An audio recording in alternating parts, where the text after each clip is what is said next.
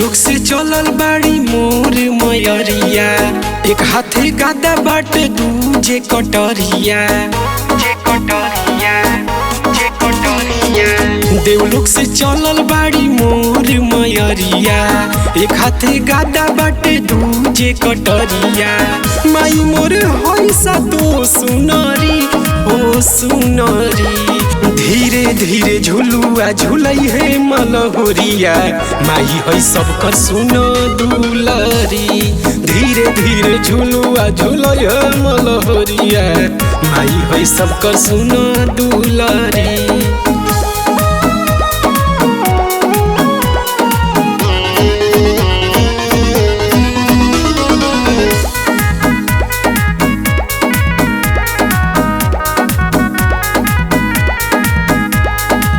माई के मूर्ति बढ़िया से बढ़िया सजई हो, देखे में सुशोभित लागे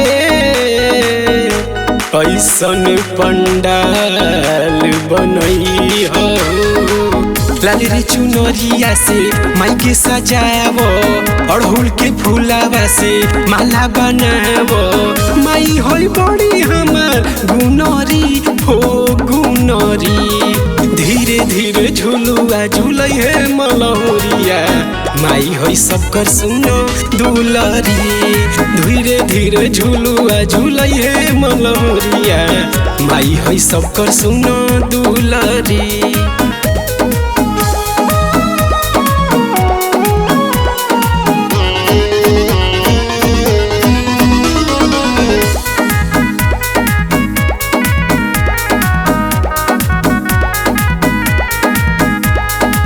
हाथ जोड़ी माई के करीला नमन हो, राइटर वीरेंद्र दीवाना लिखे माई के भजन हो। पौआ पखार माई के आसन लगावो, दिया नजरा के माई के भोगवा लगावो।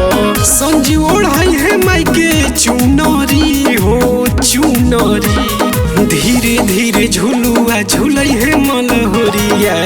माई है सबकर सुनो दुलरी, धीरे धीरे झुलुआ झुलई है मलहोरिया। माई है सबकर सुनो दुलरी।